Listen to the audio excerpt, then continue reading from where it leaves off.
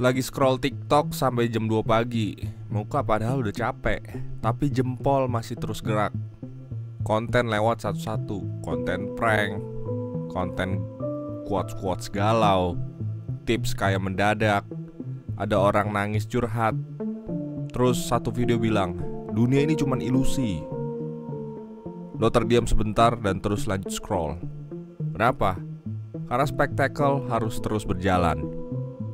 Welcome to Society of the Spectacle, edisi zaman sekarang.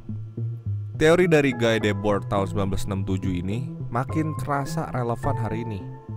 Dulu Debord ngomongin gimana dunia makin penuh dengan representasi, bukan realita. Tapi sekarang, bahkan representasi pun udah dibungkus pakai filter dan algoritma. Zaman dulu, kita hidup dan berinteraksi di dunia nyata. Zaman sekarang masih tetap sama, tapi kita hidup di dunia visual. Dan interaksi kita dari senyum sampai marah udah dikomodifikasi. Bukan cuma dijual ke pengiklan, tapi jadi performa buat eksis. Media sosial bukan tempat kita untuk berkomunikasi lagi, tapi panggung buat kita tampil. Realita kita bukan apa yang kita alamin, tapi apa yang bisa kita tunjukin. Kita bangun tidur, buka handphone, dan tanpa sadar ngecek notifikasi kayak seolah itu penting banget. Padahal mayoritasnya bukan kabar, tapi sistem yang ngajarin kita buat ngerasa kalau nggak dilihat, kita nggak ada. Dan yang lebih parah, semuanya dibungkus dengan ilusi kita bebas untuk memilih. Kita pikir kita bebas nonton apapun, follow siapapun, tapi algoritma udah nentuin apa yang layak nongol di feed kita. Debord bilang, dalam masyarakat tontonan semuanya yang dulunya langsung sekarang jadi mediasi citra. Hari ini bahkan kemarahan pun harus estetik. Orang protes sambil selfie, kritis dikemas kayak konten. Kebenaran gak penting lagi selama narasi kita bisa viral. Kita bukan lagi warga negara, kita jadi audience dan kadang kontennya. Dan semua ini gratis. Kita main Instagram, Twitter, TikTok nggak bayar. Tapi bukan berarti lu nggak ngasih apa-apa.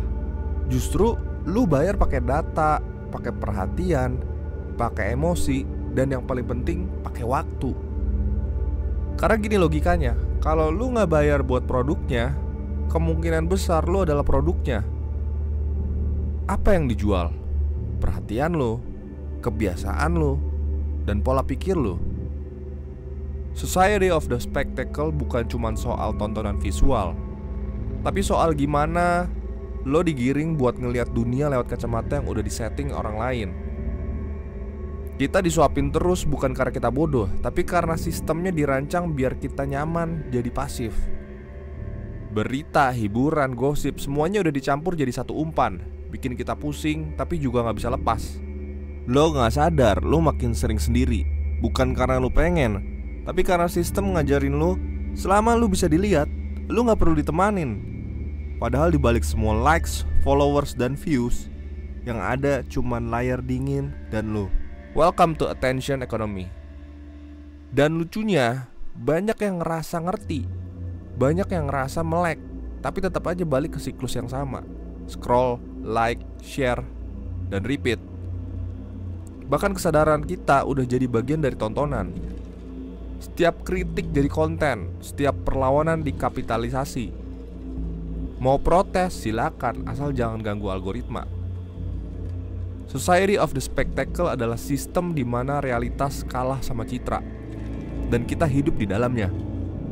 Bukan sebagai penonton, tapi sebagai bagian dari sirkusnya. Kita nggak cuma dikurung oleh media, kita dibentuk olehnya.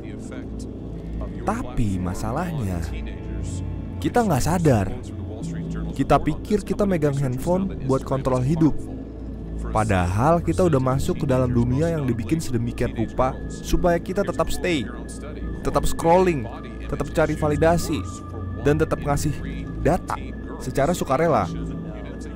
Dan kalau lo pikir ini cuma teori nyeleneh anak filsafat yang kebanyakan baca buku Prancis, coba aja tonton The Social Dilemma di Netflix.